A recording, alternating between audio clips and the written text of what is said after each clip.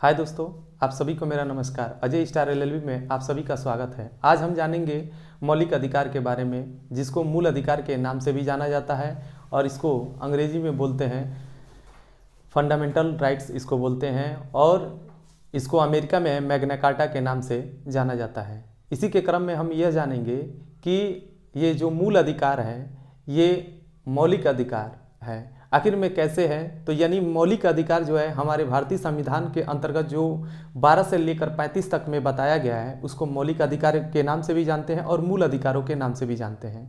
तो मौलिक अधिकार जो होता है यानी मूल अधिकार जो होता है उसका तात्पर्य यह होता है कि समाज में मनुष्य यानी किसी भी मनुष्य की एक बुनियादी आवश्यकताएं होती हैं, यानी उन आवश्यकताओं के बिना जो है मनुष्य का विकास जो है या उसका जीवन यापन है संभव नहीं हो सकता है।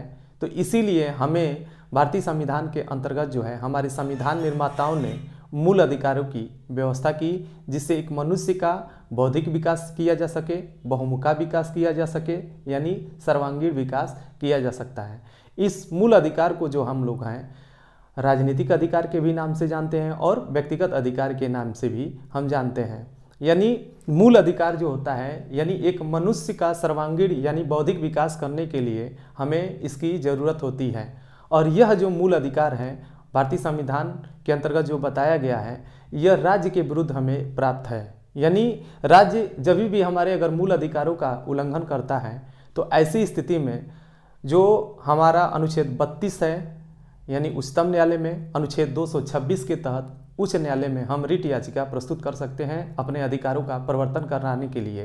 यानी भारतीय संविधान के अंतर्गत जो है हमारे इन मूल अधिकारों का राज्य जो है हनन नहीं कर सकता है, न ही उसे छीन सकता है। यह हमारे भारतीय संविधान के अंतर्गत जो है एक प्रत्याभूत किया गया है, यानी हमारे अधिकारों की क्या दी गई है, गारंटी दी गई है। तो हम इसी के क्रम में जानेंगे कि यह जो हमारा मूल अधिकार है यह जानेंगे कि यानी जिसको मौलिक अधिकार के नाम से जानते हैं। तो यह प्रश्न बनता है कि भारतीय संविधान के अंतर्गत जब एग्जाम में आप बैठते हैं तो उसमें पूछता है एमसीक्यू में या टिटेल में भी कि मूल अधिकार जो है का संबंध है किस भाग से है, तो भाग 3 से दिया गया है। कहाँ से कहाँ तक है, तो 12 से लेके अनुच्छेद 12 से लेके 35 तक में उपबंध किया गया है। यानी इस समय वर्तमान में मूल अधिकारों की संख्या कितनी है, तो वर्तमान में हमारे पास जो मूल अधिकारों की संख्या है 6 है। यानी जब हम मूल अधिकार या वर्तमान डाटा के हिसाब से जब इससे मूल जब पूछेगा कि मूल संविधान में कितने हमारे मूल अधिकार थे, तो उस समय जो था 7 अधिकार थे।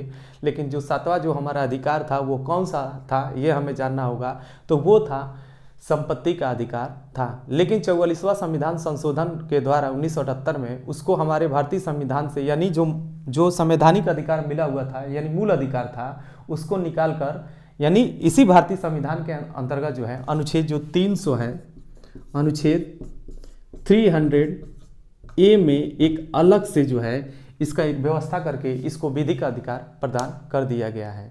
यानी अब राज्य जो है यानी यह जब ऐसी बात है कि हमारे मूल अधिकारों का जो है यानी राज्य जो है यानी संविधान जो है हमारी सुरक्षा करता है राज्य के विरुद्ध।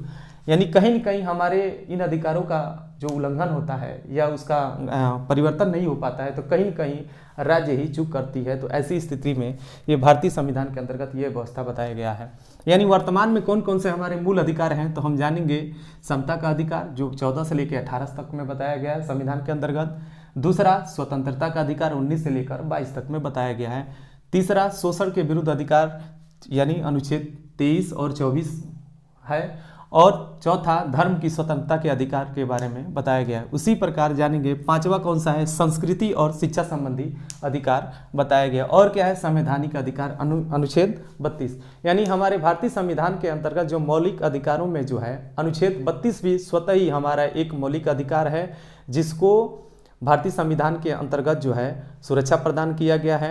यानी राज्य कोई भी ऐसी विधि बनाकर इन अधिकारों की हमारी छीन नहीं सकता है, न ही इसको अल्पीकृत कर सकता है। लेकिन यह जो मूल अधिकार जो हमारा है इस पर जो है ये पूर्ण नहीं है, एब्सोल्यूट भी नहीं है। कुछ शर्तों के अधीन इस पर रिस्ट्रिक्शन लगाया जा सकता है। जब ऐसी कोई परिस्थिति उत्पन्न होती है, जैसे इमरजेंसी की देश में परिस्थिति उत्पन्न होती है, तो ऐसी स्थिति में हमारे मूल अधिकारों पर जो है कुछ समय के लिए निलंबन लगाया जा सकता है।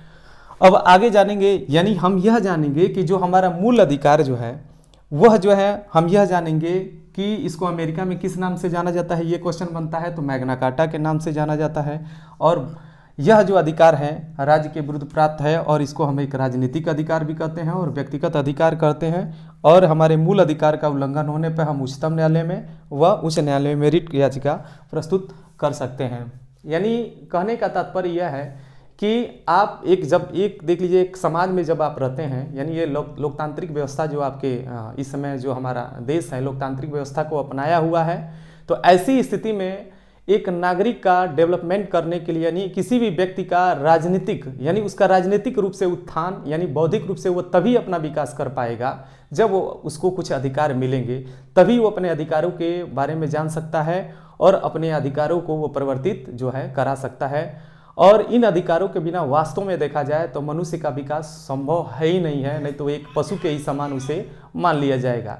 यानी इन अधिकारों से मनुष्य जो है अपनी जो भी चीज़ें प्राप्त करना चाहता है, अपनी ज़रूरतों की चीज़ें, मूल अधिकारों का जो है, जैसे हमें घूमने फिरने की आज़ादी होना चाहिए, वोट देने की आज़ादी होनी चाहिए, गिरफ्तारी से संरक्षण होना चाहिए, गिरफ्तारी के आधार हमें जानने के अधिकारी होना चाहिए। यानी राज्य हमारे साथ भेदभाव भी नहीं कर सकता है, यानी राज्य सभी के उत्थान की बात करे, यानी कहीं न कहीं हमें इन अधिकारों की ज़रूरत होती है। और यह अधिकार, खास बात यह है, यह मूल अधिकार जो है आपका जो है, यानी जब भी इसका उल्लंघन किया जाएगा राज्य के द्वारा तो हम इसका प्रवर्तन करा सकते हैं। इसी के क्रम में हम जब यह जानेंगे, खास बात यह है कि जब आप भारतीय संविधान का जब भाग 4 पढ़ते हैं तो वो जो आपका जो अधिकार है वो कौन सा है, सामाजिक और आर्थिक अधिकार के बारे में बताता है। यानी सामाजिक और आर्थिक अधिकार के बारे में जो बताता है, यानी मूल अधिकार जो है, यानी भाग 3 और 4 पहले एक ही भी मिलाकर इसको मौलिक अधिकार बोला जाता था, लेकिन परिस्थितियों के अनुसार देखते हुए कि हमारी जो लोकतांत्रिक व्यवस्था है वो